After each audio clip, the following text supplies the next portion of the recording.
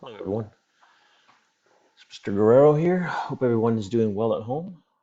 We're going to go ahead and gradually ease our way back into our digital graphics and editing with an online program called Pixlr. If you click on the link that I inserted on the assignment, it should take you to this website called pixlr.com editor. When you reach this site, go ahead and scroll down a bit and click on the rectangle button that says Launch Pixlr E. That's more similar to Photoshop, and we are familiar with most of those tools from the first semester. So this should be review. All right, go ahead and click on Pixlr E. It'll go ahead and it might ask you what kind of file that you want to open up. If it doesn't take you to this website, just go ahead and click web version, and I'll show you what I'm talking about in just a minute. We're going to go ahead and click on stock search. Just search for stock image of tigers. So I'm going to be editing a tiger image to make it a Tex Hill tiger. So we're going to go ahead and do a search for tigers or just tiger if you want. And go ahead and select an image that you want to use. I like this one right here with this darker background because we're going to try to clean up that tiger a bit to make him look presentable for our mascot. So I'm going to go ahead and click on this stock image. And here's the selection that I was telling you about, pre-resize image. So we don't need to Go Ultra HD or Full HD since we're not printing them out. We're just going to be uploading them into your Google Classroom. So a web version is fine, maximum of 28 pixels. Remember, those pixels are those tiny little dots that make up the image, and you'll be able to see them in just a bit too when I zoom into the image to kind of do some spot healing on that image. So I'm going to click on web. It reduces the file size, so it's faster to download and upload, and click apply.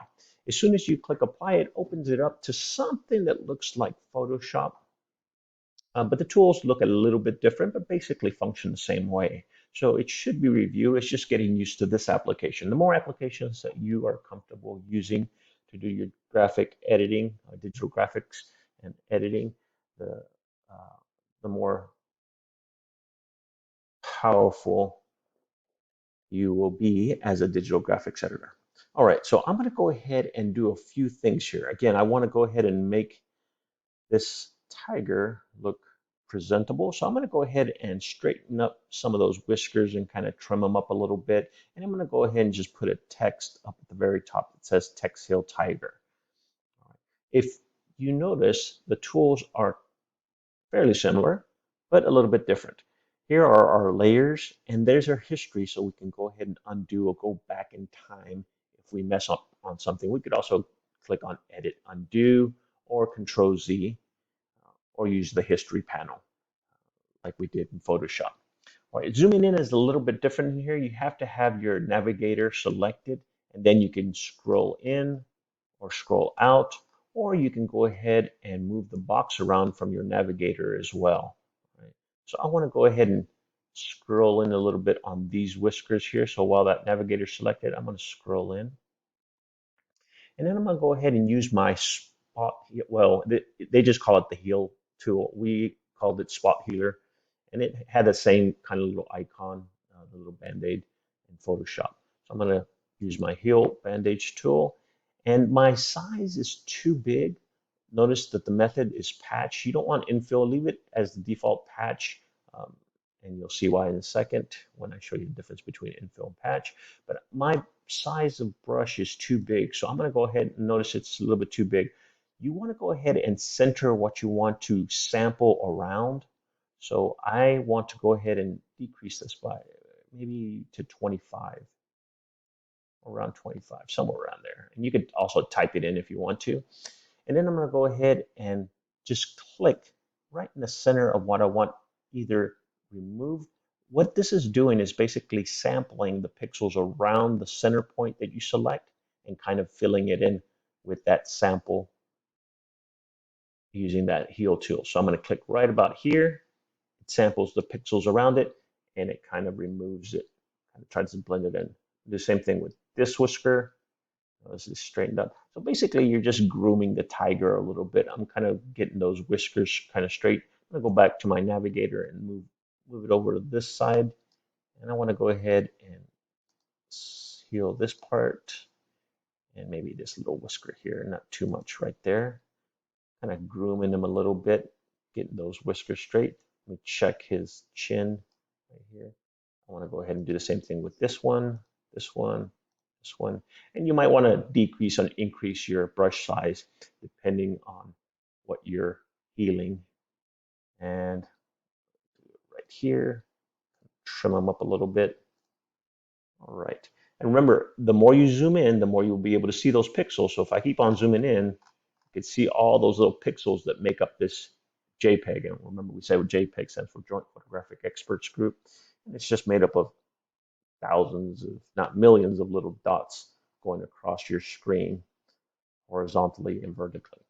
All right, so trimmed up a little good. You could go ahead and trim up some more things around your tiger's face if you want. Once you get your tiger groomed just the way you want it, using only your heal tool, go ahead and apply a new text layer. All right. You could either add it up here or simply select the text tool on the left-hand side. I'm going to scroll out a little bit because I want to put the title right up here that says Text Heal Tigers. So I'm going to go ahead and take my text tool, click on it, and then click where I want to apply it. I want to put it right about here. And it's asking me, do you want to add a new text layer? Say yes, add it. And it'll put it in there when you click enter. It's going to put it over here. So I'm going to go ahead and type the tiger. And you could go ahead and change the color if you want to. I'm just going to leave it at white. You could change whatever font style you want. Just remember, if you have a dark background, select a light text color, and vice versa. If you have a light background, select a dark text color so it'll stand out on your background. All right, so again, I got a dark background, so I'm going to leave it as white, and I'm going to leave it at Arial 80 for right now. I'm going to just type in Text Heal Tiger. And again, when I click off of it or I hit enter, well, actually, no, I would just click off of it. I'm going to click on the graphic. As soon as you click on the graphic, notice over here under layers, it created a brand new layer and it's on top. Remember, I can rearrange these layers. If I put it underneath my background, it'll go ahead and put it behind it where you can't see it, but it's locked, so I can't do anything to that background layer.